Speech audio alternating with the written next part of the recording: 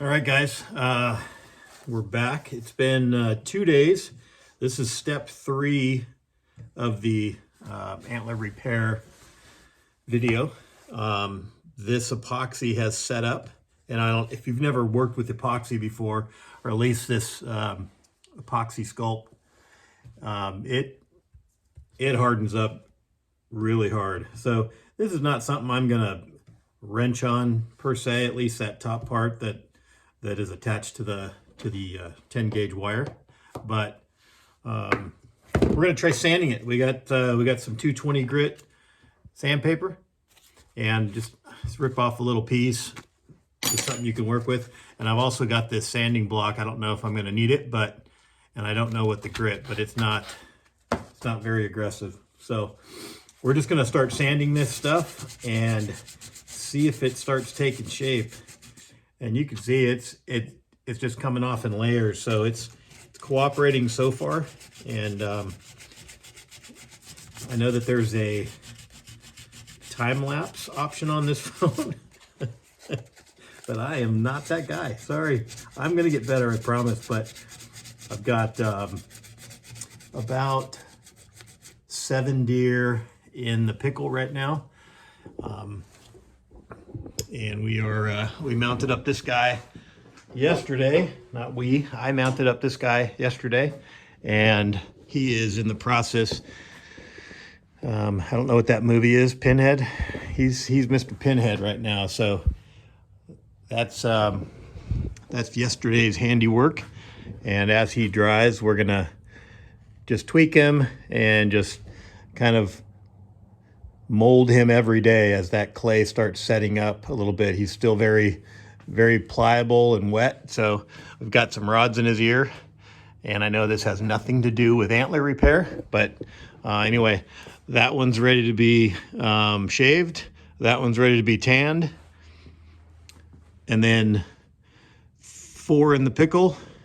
And yeah, that one that's getting tanned is going on this guy, big old 9-pointer. So I'll try to do a time-lapse video on that, expand my video expertise a little bit, and try to get that one on video for you so you can see that, because I don't think there's enough videos of guys mounting deer on YouTube. I will guaranteed show you all my mistakes. So, or let's just say my technique. Some are traditional, some are non-traditional. It is what it is. So anyway, back to the antler repair. This is sanding nicely, and to be quite honest with you, I've never sanded epoxy, and not with a small repair like this. So I've sanded epoxy in the past, but not anything this small. I usually got the bigger blocks, and you're hitting bigger, the G2s and stuff, or full antlers. But this little bit of epoxy is working good, and I'm trying not to put a whole ton of pressure on it. You want to be patient with it. You get over aggressive, and that thing's it could snap off. So you just want to take your time and just take a little bit of product, and it's coming off nicely. And I'll grab the camera here in a second, and I'll give you a close-up of the backside here. But I like this little indentation here. Let's see if I can get that on video. Whoa, less of me. So the little imperfection where it's not just a perfect point, I kind of like that. I like how that little indentation right there. It just makes it look imperfect, and hopefully it'll make it look a lot more natural. And I've made up my mind after looking at the color of the antlers that I'm gonna do. I'm just gonna airbrush it. I think I've got a tan color that I think will work nice. And just work that out a little bit.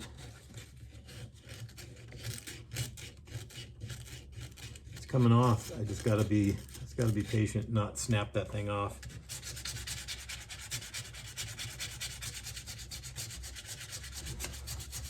I'm hoping it's not a 20-minute video watching a fat bald taxidermist sand an antler, because that would suck. I'm going to go as fast as I can, but still do the best I can and not screw something up already. Good news is it was already broken, and I know how to fix it if I break it again. Okay. That's a good part about taxidermy, that you get really good at fixing mistakes. And you hear that a lot. But when you get your mount back and you're like, oh, this is cool, and it just looks done and perfect, there are a lot of stories in that your taxidermist could tell you. Every deer is different. Some deer just don't want to give up their cape, and fleshing it out or skinning it or whatever is just a pain. Some deer don't want to give up their skull cap, and you're fighting with that just because the brow tines and the base of the antlers, some get pretty gnarly, and you're just digging. And for sure, elk are really proud of their antlers. They do not like to give them up. So you're going to work on that a little bit. Anyway, back to our little project here. I'm going fast as I can. I think I'm nervous talking, just so you're not sitting here in quiet. Maybe you want to sit here in quiet and not listen to me talk, but this is hardened up nicely. You could tell, like you saw the other day, this thing was moving all around, and it's not moving anymore. So it's only going to get better as we sand it down and let it dry. And then I'll show you, I think it'll be a step 4 that I'll show you the final product and when I'm airbrushing it. And we've got this color tan. This is the kind of paint, Createx, and the transparent. So it's a good color tan. I think it'll do pretty well with this antler. I may water it down a lot and then just build it up in layers, because a lot of this antler is it's white, so almost white. But anyway, so you just work on this thing, and I don't know if I even can switch over to whatever. I'm not going to try to screw with my phone now, act like I know what I'm doing.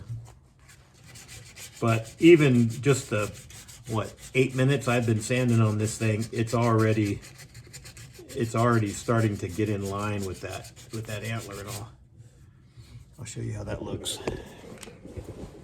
You can see how this side that I've been sanding on, it's already starting to get better. There's still the bump here, obviously, so there's a lot more sanding I have to do.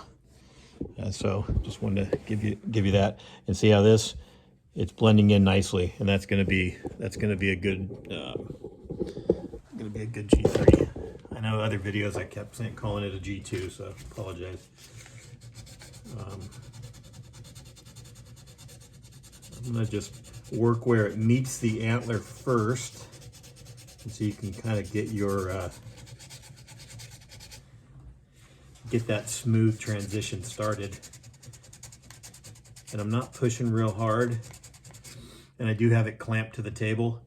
I didn't wrench it down, but I wrenched it down enough where, I mean, it'll move a little bit, but it's got that antler planted. It's not going anywhere. So whatever works for you. I mean, you don't need a clamp, but it helps. You're not constantly trying to hold it and move it all around and banging the skull around a little bit.